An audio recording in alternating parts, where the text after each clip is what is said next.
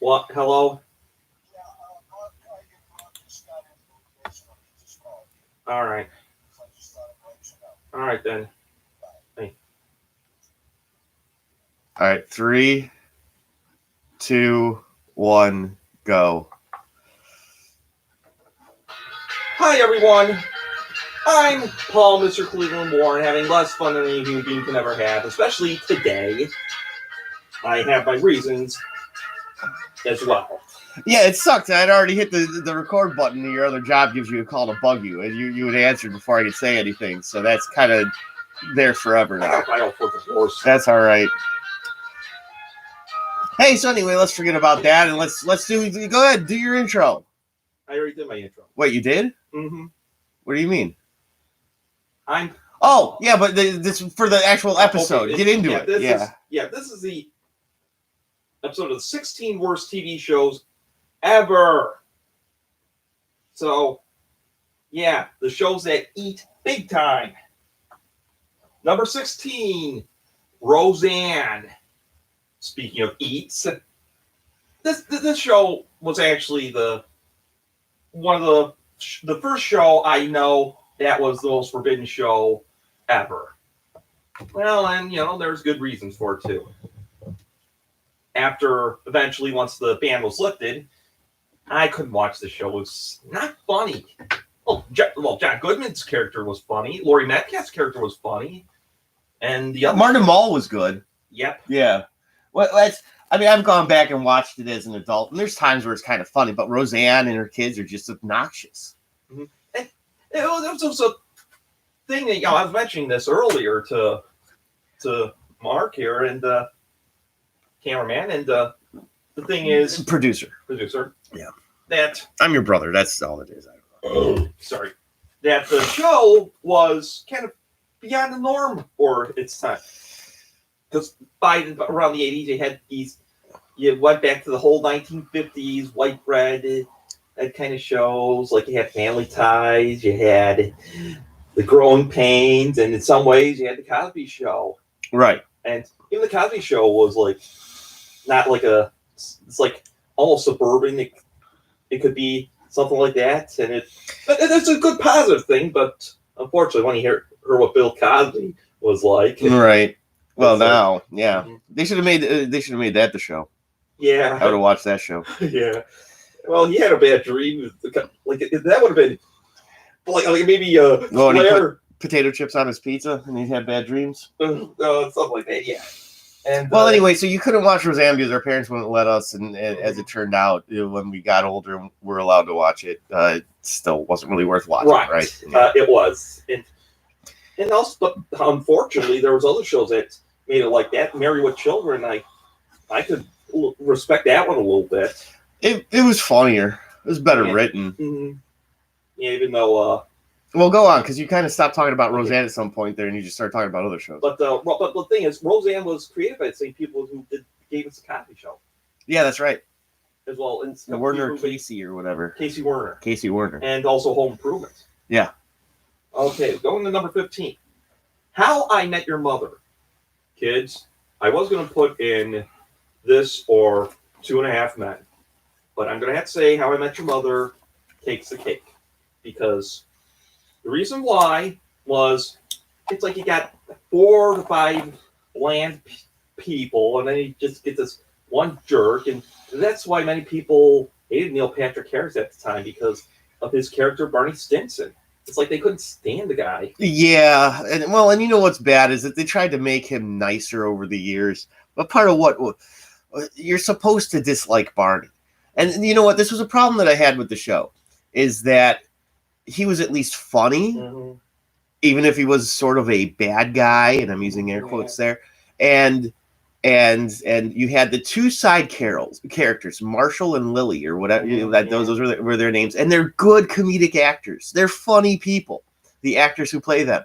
But then the leads are bland. Colby Smulders has become a decent actress over time, but the dude that played Ted, I don't know anything else he's ever done. Right. And he's this, I'm just a lame guy from Ohio. Let's make some Ohio jokes. Oh, I'm Ted. I'm Ted Mopey. Ted Mosley.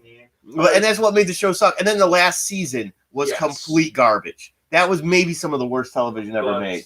But actually, I will say this: the reason why this show was a turn off because somebody that I used to know said, Mhm. "Watch it, you'll love it." This is what I think about it. Yeah, and that's fine. That's And fine. the We don't thing have to get is- into that.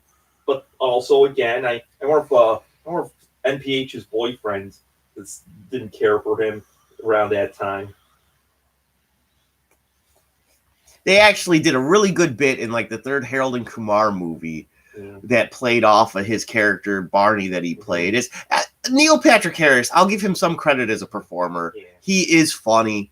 He actually made that show somewhat watchable earlier on. Same with the other two secondary characters as the other couple. But really, having to deal with Ted Moopy every single episode, they're like, I want to find love someday. That's like you when you're at your worst. What is he skinny? Is he fat? Is he average? You know, you watch the show. He's skinny. Okay, it's like It's why you don't like the show, because you have watched it. You had to ask me what he looked like. And if it's like, I'm just a skinny I should be the one little doing boy. these damn lists. I'm just a skinny. Yeah, I little- know you said that once already. We heard you. I wasn't talking over that. All Way.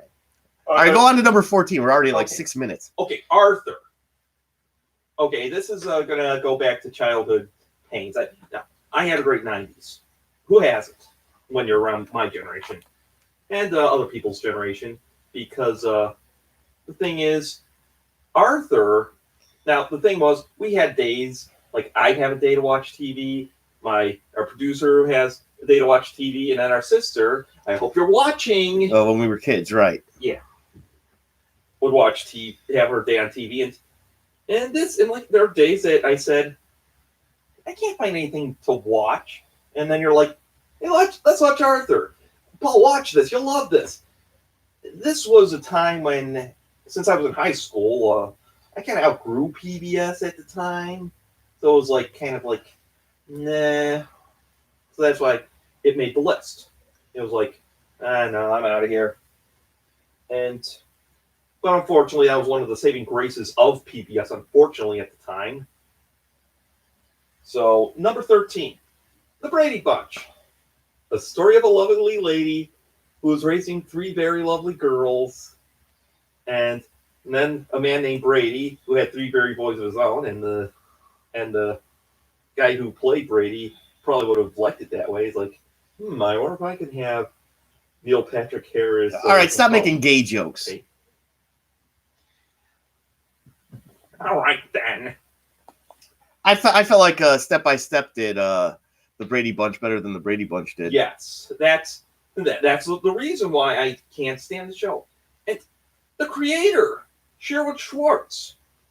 There's a show I actually love that everyone would say. People say the Brady Bunch is better than Gilligan's Island, but I prefer Gilligan's Island. And Jerry Van Dyke Yeah.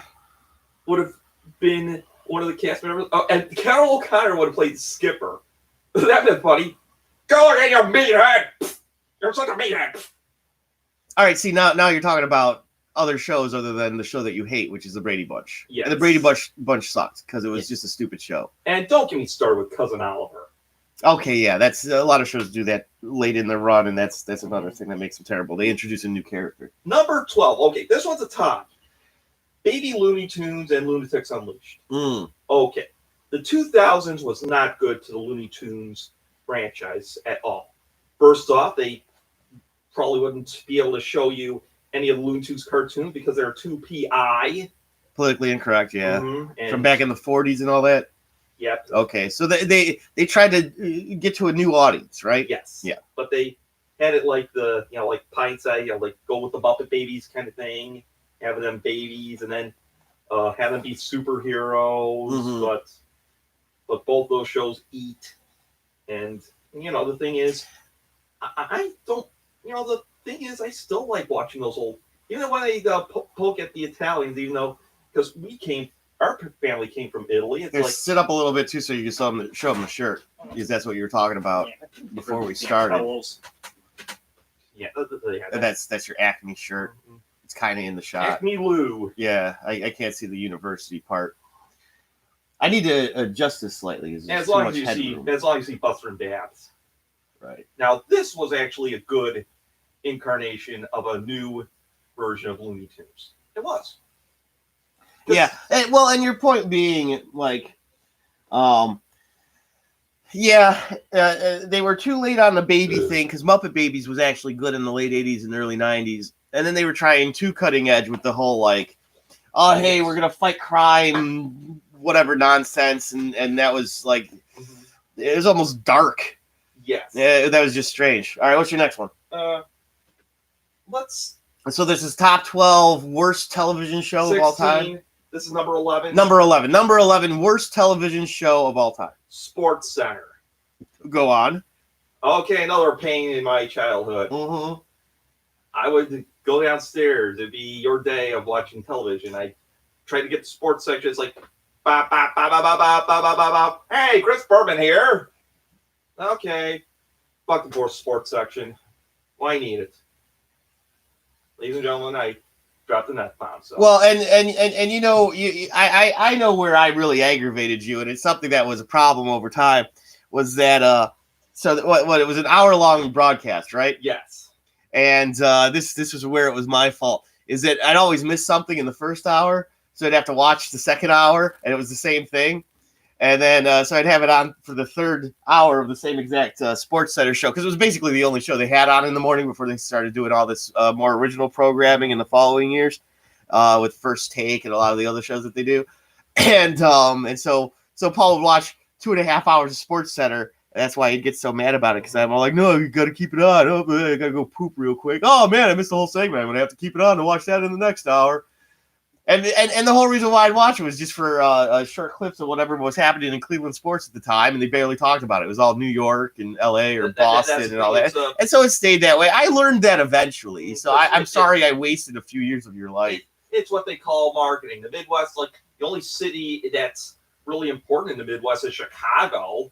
And even our dad who said this, like, you know, he like a few years back, over 10 years ago, like when it was the ALCS, like some prick said, "You're never gonna watch the Tribe versus Rockies.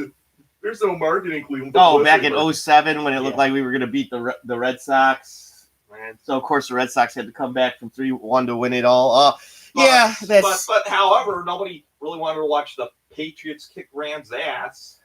That was one of the worst Super Bowls ever. And that goes to show you, big markets don't really give you. Yeah, not necessarily. It's not a guarantee. It's always split. Right. Always some of the smaller markets have even bigger fan bases than the bigger markets. Yeah.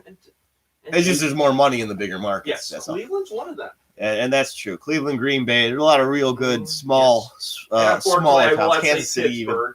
Yeah, a great fan base there, at least for their football team. And the big easy city, New Orleans, which is going to have a really late Mardi Gras this year because of all this shit. COVID. Yeah, that's okay. Let's go to number 10. Mad TV. I'm another painful childhood memory. You didn't like Mad TV? Well, just for the first couple of years because I'm an early bird. You couldn't stay up that late to watch it. Right. And so you couldn't stand staying up. Mm-hmm. Wait, that was because I'd be watching it in the other room while you were trying to sleep. Yes. So you hate this television show, not because you think it's a bad show, just because of the memory attached to it. Mm-hmm. You slamming beers? This is the second one, isn't it? I don't know. All right, that's fine. So you hate Mad TV. You think Mad TV is one of the 16 worst television shows of all time simply because I would watch it in the other room while you were trying to sleep on a Saturday night? Right. And it's not as memorable as Saturday Night Live. During those years, it was better, though. Well, it wasn't in living color, but, no other show could be in living color. That show was unique, too. Well, at that time, it was going through its bronze age because they still had some great actors. Like, there's Will Ferrell, Daryl Hammond. Yeah. I'm afraid to say this, Jimmy Fallon, and those people. But right now, we're in the crap age. So ultimately, your reason for having Mad TV on this list, okay. I like SNL better. It's fine. All right, so what's number 9? Okay. Pinky, Elmira, and the Brain. Okay. Yeah, And you actually have your Acme University shirt on. and your Funkos. Mm-hmm.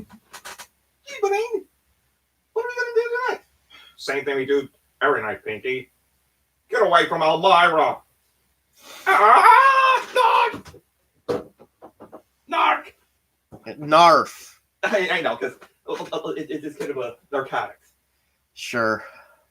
Yeah, you probably will need some narc while watching Pinky Elmira in the Brain, basically, because this was like a combination of the Tiny Toons meets Animaniacs and Right. And Elmira was not a good character. It. I see her on your shirt. I Yeah, can't but, really. Yeah, you can kind of see her on the screen. Point at her. Yeah, let's see which. Yeah, right there. Yeah. She's not even going to be on the reboot. And you know what? As the sort of like reincarnation of Elmer Fudd, I thought she was fine, but you couldn't make her a vital part of what Pinky and the Brain was. It was a perfectly fine standalone show, as it were. It was based upon the concept of Orson Welles. Well, his voice was, yes. Well, actually, that's what the impersonation. They did an episode where where they loosely based Welles's Orson Welles Greenpeace. I remember, yes. The country, and it sounds. It's a good episode, right? Rosebud. So ultimately, though, you didn't like Pinky, Elmira, and the Brain, though. Yes. Okay. And Steven Spielberg is the king of '90s cartoons and animations. And that was actually up until 97, 98. Actually, cartoons had another renaissance. It was like trying to get back to the 2D and 2D cell animation like they did back in the 30s and 40s. All right. Well, you're halfway through your list, and we're already at 17 minutes. All right. So. Yeah, we got to get to the intermission. I hope you're enjoying Top 16 as much as I am. And be sure to watch other shows on WBBN, Warner Brothers Broadcasting Network.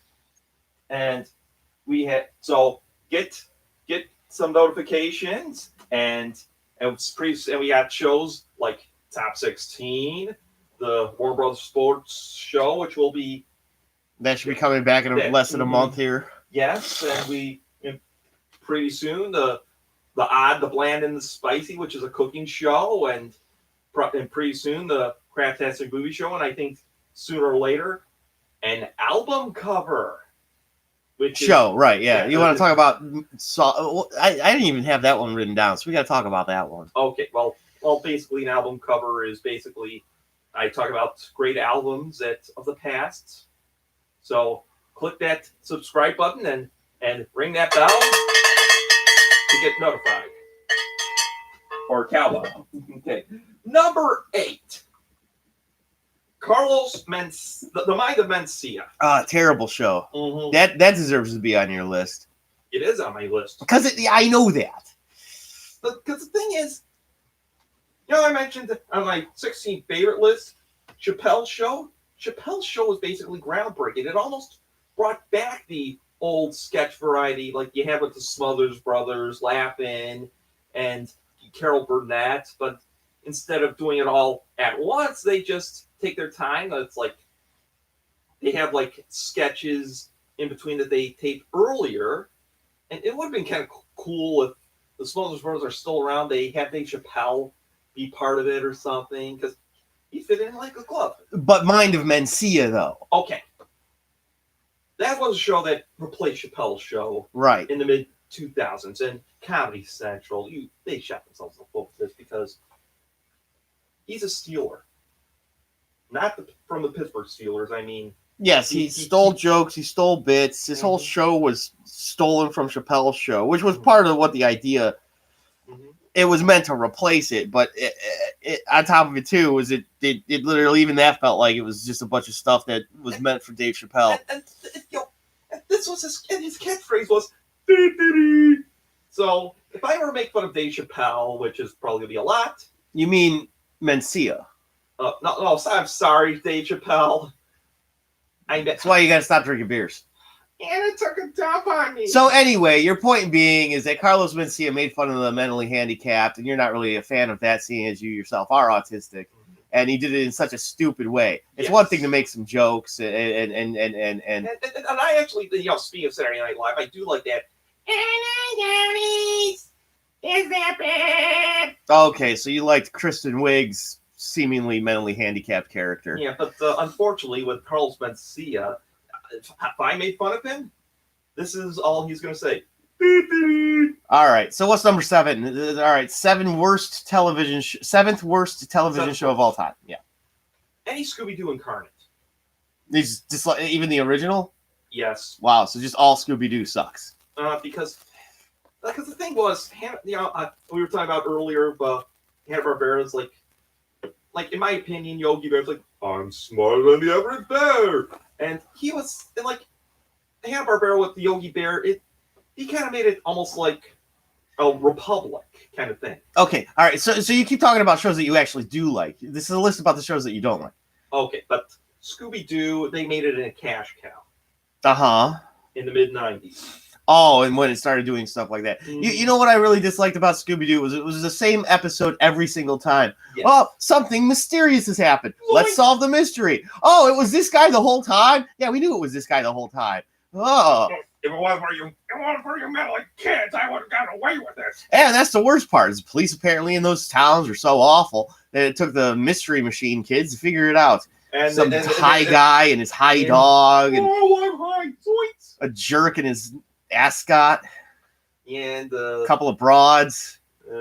I think one's a lesbian. There's a lot of stuff out there where they're both lesbians. Mm. You watch- Okay, that's number fun. All right. 6. 6 worst. Barney and Friends. Yeah, all right. Okay, this is one show I regret watching. The other one is Pokemon. But the thing was, the only fun thing about Barney and Friends now is the parodies.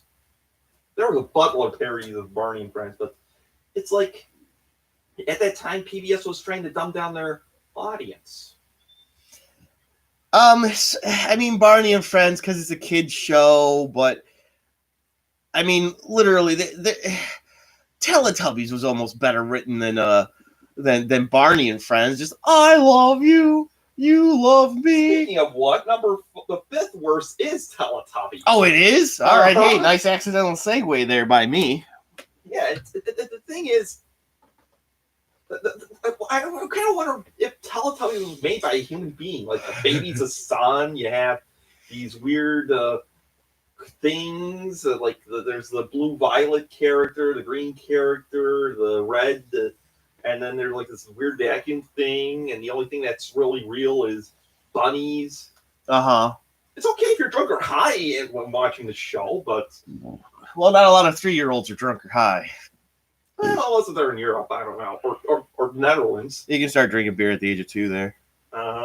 But yeah, and it was like this was after Barney and Elmo dumbed down everything on PBS Kids. Right. And so basically your point being is that for children's programming and sitting at the 6th and 5th worst television shows of all time, both Barney and the Teletubbies, made kids dumber.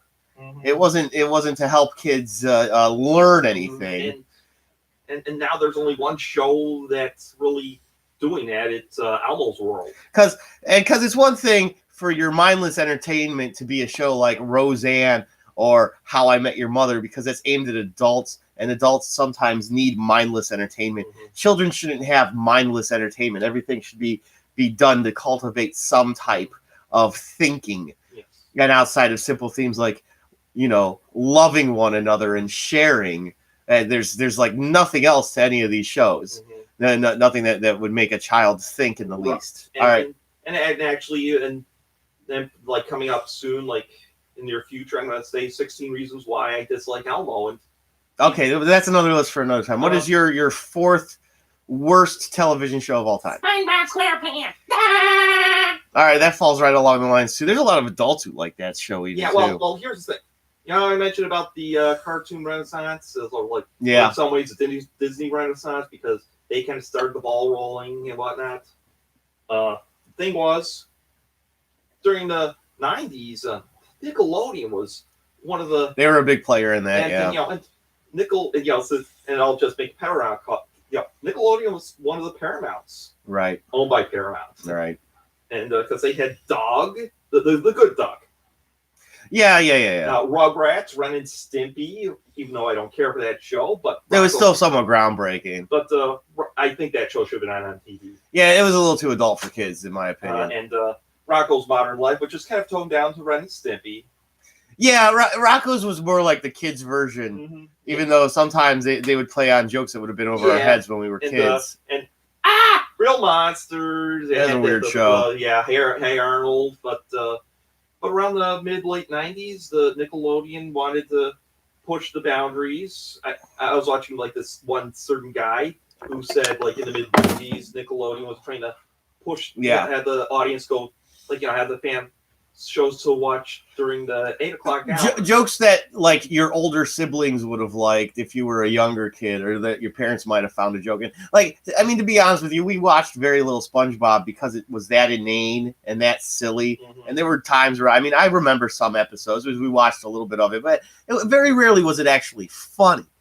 Like, SpongeBob was just such a complete idiot. In all of the SpongeBob stuff that I've watched, I even went out of my way to, I think I watched one of the 2 movies that he made, just because I had happened to take a vacation down to Tybee Island, which is off of Georgia's, state of Georgia's coast there. And they filmed parts of it there. So I wanted to see if I could see anything that I recognized. And the David Hasselhoff thing was kind of funny, but it just dragged on too long. Like, even the one thing that they did that I thought was funny, they still couldn't execute. Mm-hmm. But anyway, go on. And again, it's like the only SpongeBob thing I liked the most was Patrick Star's poem. Roses are blue, violets are red, and I have to go to the bathroom. And unfortunately, I kind of do. Well, then you better hurry up and wrap up these next 3. Okay, number 3, the Simpsons. Now, I know what all fanboys and fangirls are going to say. The Simpsons is the best damn show ever, period. That's why it's been on for 30 plus years. But the reason why it's been on for 30 plus years is because it's like there's nothing else to watch. Now, here's one of the things I'll give you, is that The Simpsons, when it came out, was a great show. They had a lot of really good seasons. They could still be funny sometimes, even after those first few seasons. But it seemed as though that, like, they just kept following the same tropes. They don't know, like, it's simply just still on to just still be on. And in a sense, You're right.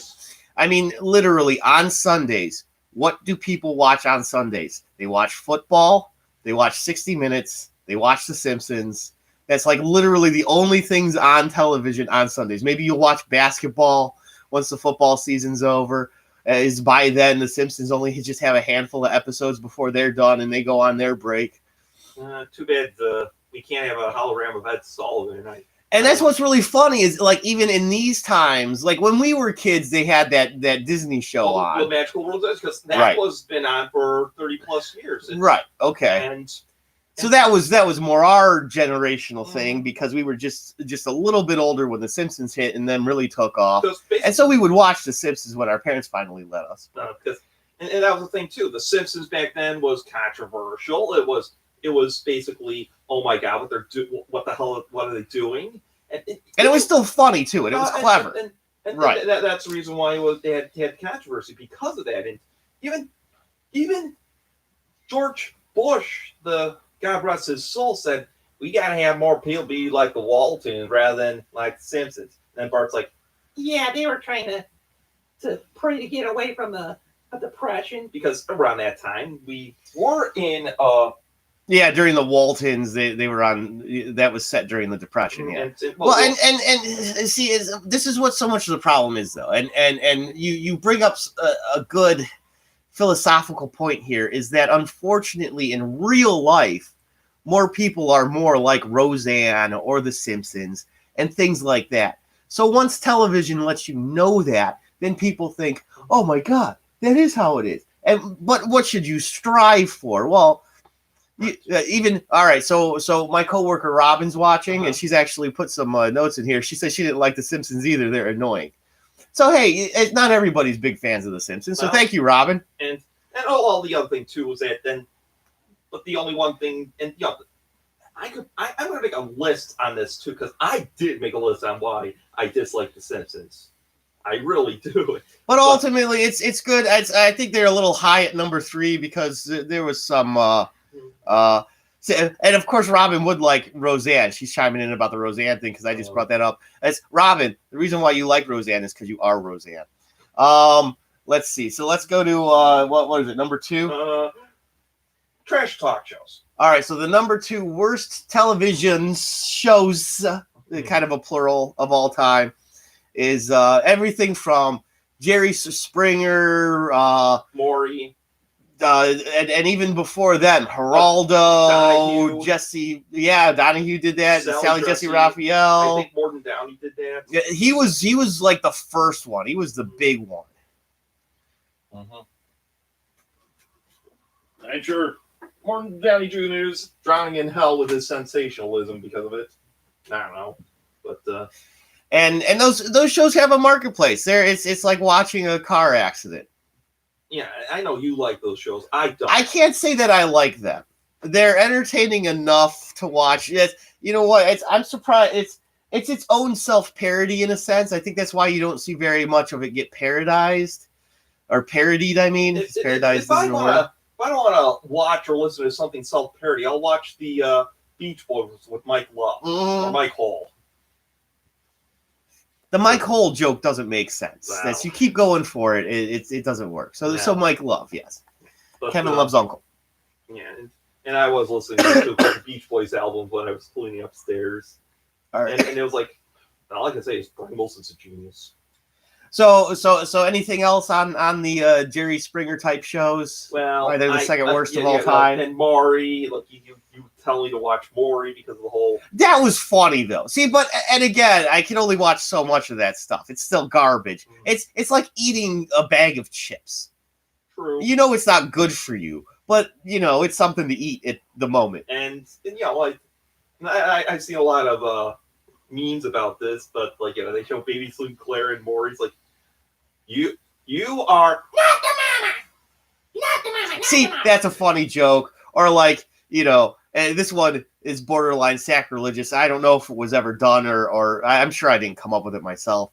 Or like Jesus is on and like Joseph is like, I really don't think he's my child. Joseph the carpenter, you are not the father.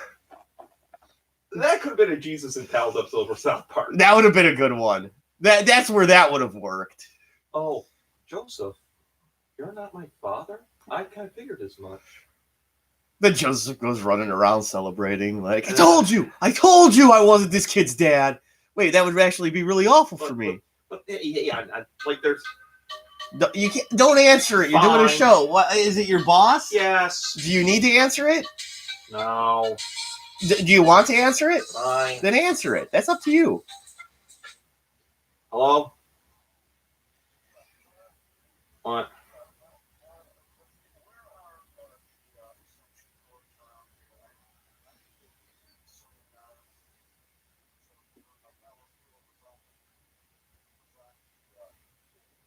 Yeah, I did let him answer, Robin. But right now, at this point, I'm basically just going to be talking to you, Robin. Because I don't know. There's a lot of like he doesn't really have dead ear because I could sort of hear him through my headphones that the guy was asking about. I don't know where they are. Headphones or no, not headphones. I just said headphones. Extension cords. So I don't know.